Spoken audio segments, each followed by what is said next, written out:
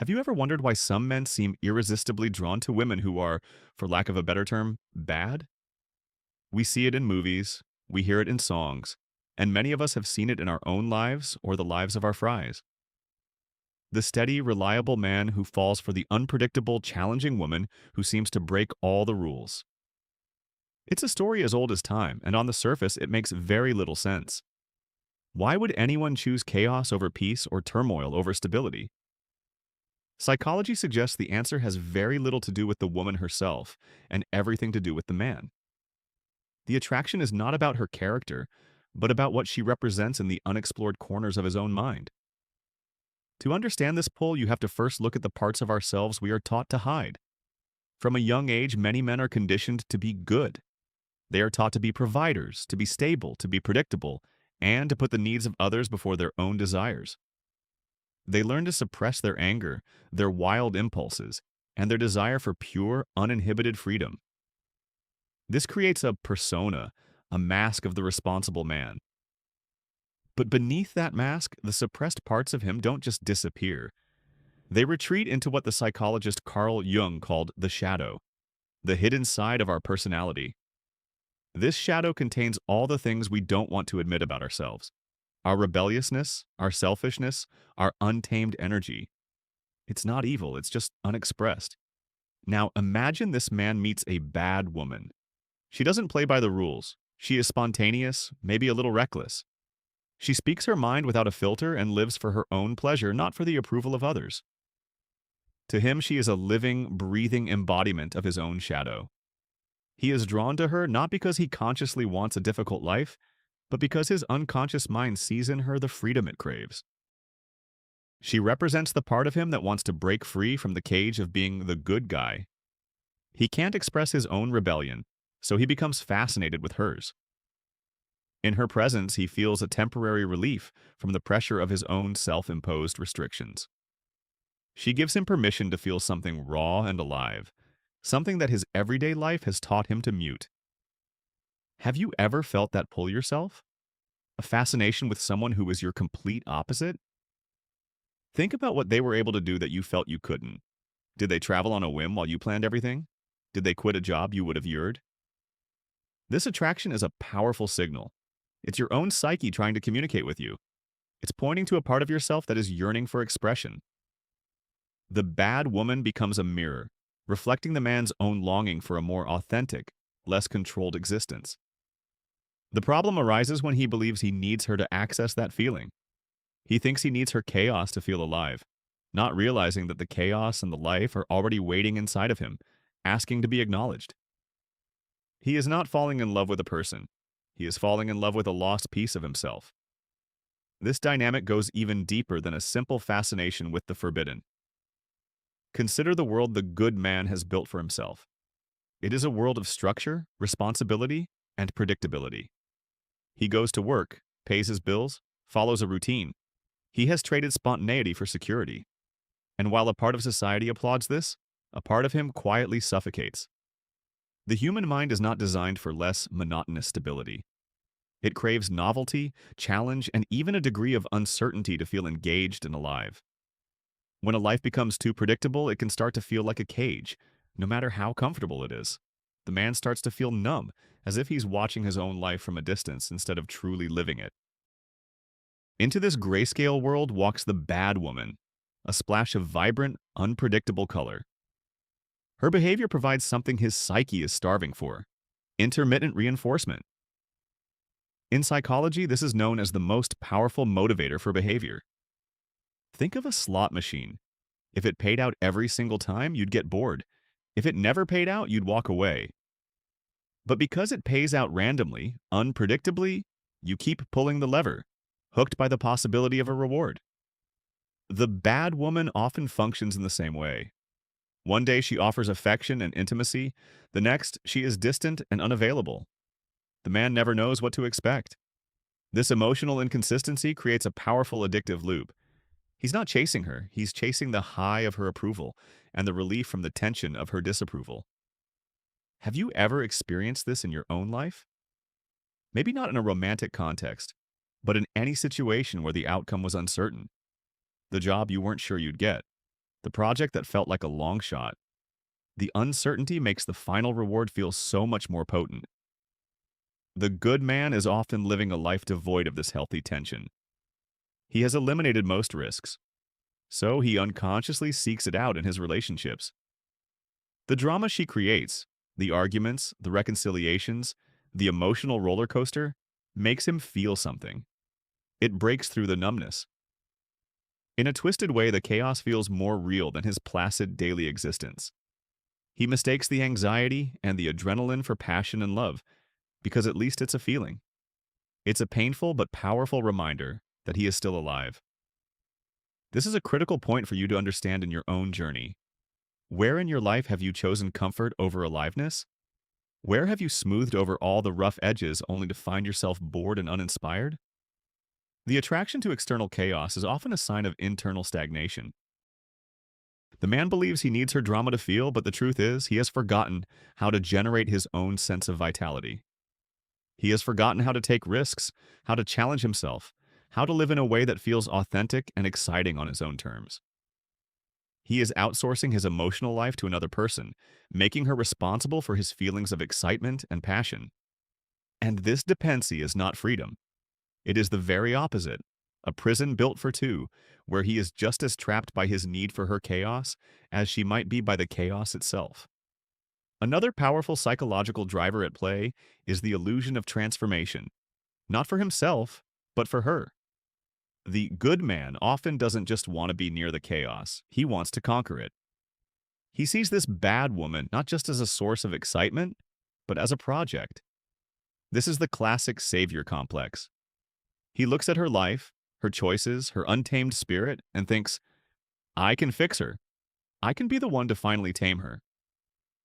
This is an incredibly seductive narrative for the ego.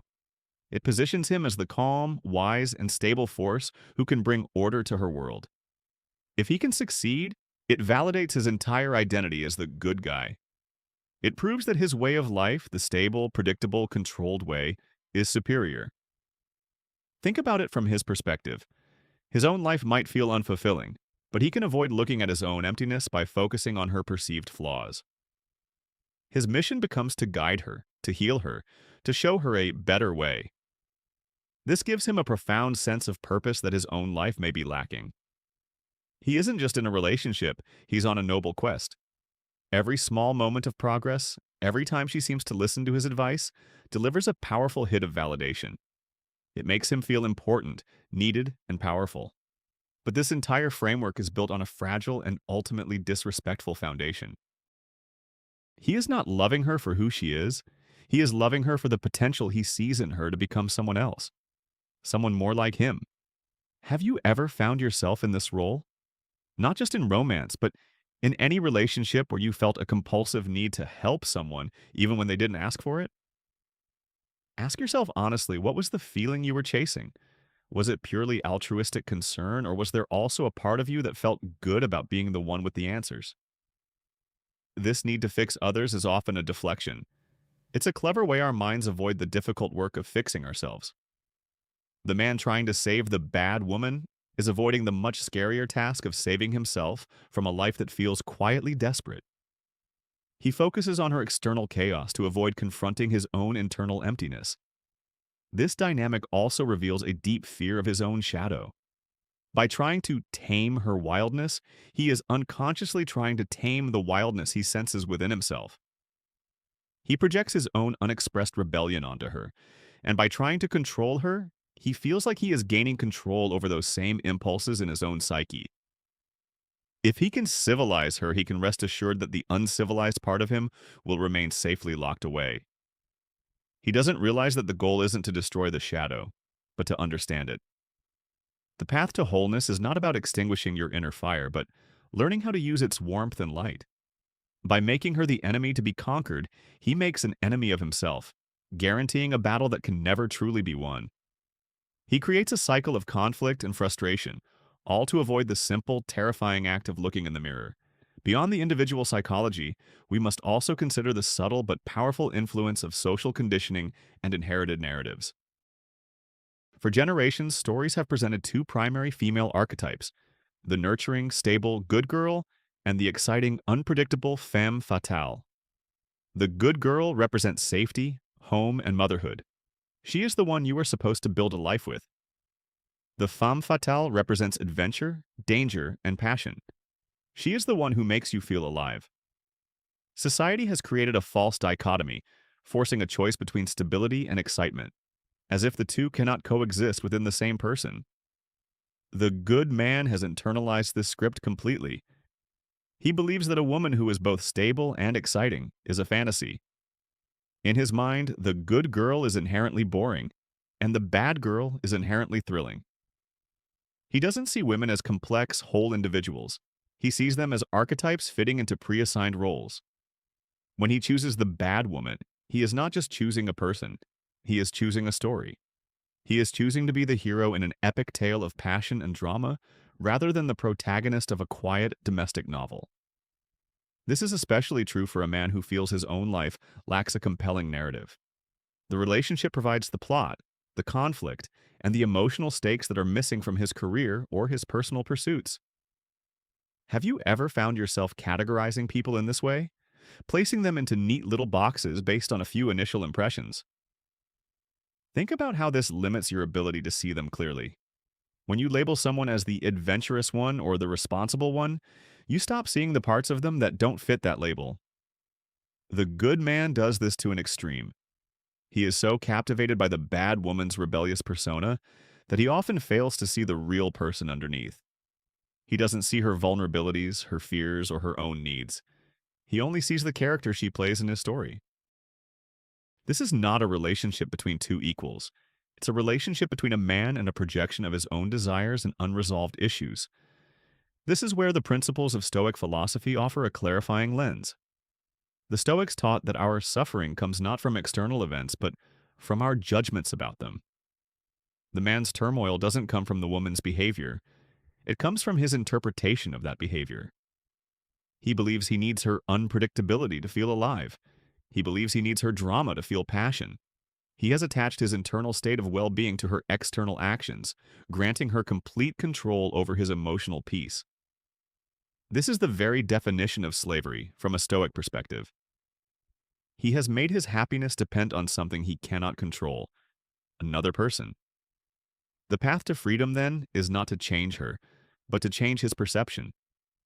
He must realize that the feelings of aliveness, passion, and excitement he craves are not things to be found in another person. They are states of mind to be cultivated within himself. So, what is the way out of this cycle? The journey from being unconsciously driven to consciously choosing is a path of radical self-awareness. It begins with the courage to ask the difficult questions. The man drawn to the bad woman must stop focusing on her and turn his attention inward. The first question is not, why is she like this, but what in me is drawn to this? What part of your own life feels so dull that this chaos seems like a welcome distraction? What suppressed desires and ambitions does her freedom represent for you? This isn't about blaming yourself. It's about taking responsibility for your own attractions. Your fascination with her is a compass pointing directly to the undeveloped parts of your own character. This process is what Jungian psychology refers to as integrating the shadow. It means you must be willing to meet and accept the parts of yourself you have been taught to deny. If you were always the responsible one, you need to find healthy ways to embrace spontaneity. If you were always the people pleaser, you must learn to set boundaries and act in your own self-interest. You don't need an external person to act out your rebellion for you. You can take a solo trip, start a creative project you've always dreamed of, or speak an uncomfortable truth in a respectful way. You begin to consciously and safely bring those shadow qualities into your own life. When you do this, the bad woman loses her magnetic power. She is no longer a symbol of your lost self, because you are actively reclaiming that self. Have you ever felt a strong, almost compulsive pull toward a certain type of person or situation, even when you knew it wasn't good for you? This is your psyche demanding attention. It's asking you to look at a wound or an unmet need. The temptation is to keep chasing the external thing, hoping it will finally fill the void. But the real work is to sit with the feeling of emptiness and ask what it truly needs. Does it need more drama, or does it need a sense of purpose? Does it need more chaos, or does it need you to take a risk and build something meaningful? The bad woman is a temporary fix for a much deeper problem. She is the painkiller that numbs the symptom, but does nothing to cure the underlying disease, which is a life lived out of alignment with one's true self. The path to genuine freedom and healthy relationships lies in becoming your own source of excitement and validation. It is about building a life that is so engaging and fulfilling on its own that you no longer need someone else's drama to feel alive. This requires immense courage. It's far easier to get lost in another person's problems than to face your own. But true self-mastery comes from recognizing that your internal state is your responsibility alone. When you stop outsourcing your emotional well-being, you start to see people not as saviors or projects, but as they truly are. You can then build a connection based on genuine mutual respect and shared values, not on a desperate, unconscious need to complete yourself. You no longer need a bad woman because you have finally become a whole man.